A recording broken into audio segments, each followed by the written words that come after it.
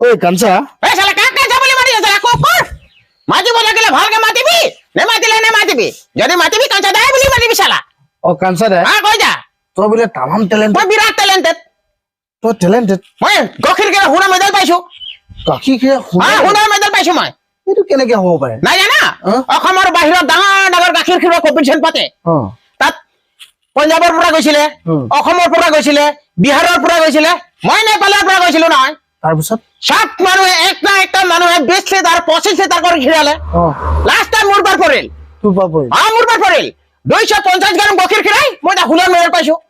এটা কথা কচোন কৈ যা 10 লিটাৰ গাখীৰ খীৰা মেডেল নাপালে আৰু তই 250 গ্ৰাম গাখীৰ খীৰা সোণৰ মেডেল সেইটোৱেটো কথা এইটো কেনেকে হ'ব পাৰে হন কথাটো এই যিকেইটা গৰু গাখীৰ খিৰাইছিলে সেইকেইটা শুদ্ধ মাইকী গৰু আছিলে মই যিটো গৰু গাখীৰ খিৰালো একটা শুদ্ধ মতা গৰু আছিলে সেইকাৰণে মই এটা সোণৰ মেডেল পাইছো মতা গৰুৰ পৰা গাখীৰ খীৰাই 250 গ্ৰাম গাখীৰ খিৰাইছো মই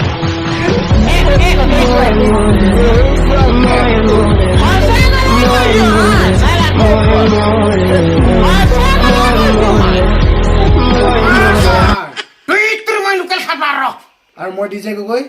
আপোনালোকৰ একেবাৰে কাষৰ বিহু মঞ্চত আমাক পাবৰ বাবে যোগাযোগ কৰক 8700586878 মই নাম্বাৰটো ইয়াত দি দিম এইটো নাম্বাৰটো কৈ দিম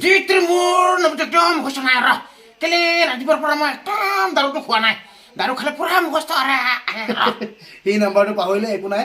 ইয়াৰ নাম্বাৰটো পাৰিলে মই দি দিম আৰু মোৰ নাম্বাৰটো ইয়াত দিয়া আছে স্ক্ৰীনত আপোনালোকে কণ্টেক্ট কৰিব কাষৰ বিহু মঞ্চত পাবৰ বাবে ৰাইজক কিবা এটা ক'ব নেকি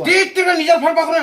তাম অসমবাসী নিজৰ আপোনবোৰ ৰাইজ সকলোৱে আমাক যোগাযোগ কৰিব হ'লে আমি যোগাযোগ নম্বৰটো আমাৰ পুৰা ডিজাই দিয়া আছে পুৰা যোগাযোগ কৰিবি আৰু একদম আপোনালোকে কণ্টেক্ট কৰিব আপোনালোকক হহুৱাবলৈ আপোনালোকৰ কাষৰ মঞ্চত আমি আহি আছোঁ খাপলাং গোষ্ঠী একদম খাপলাং ক'তো গুচি আৰু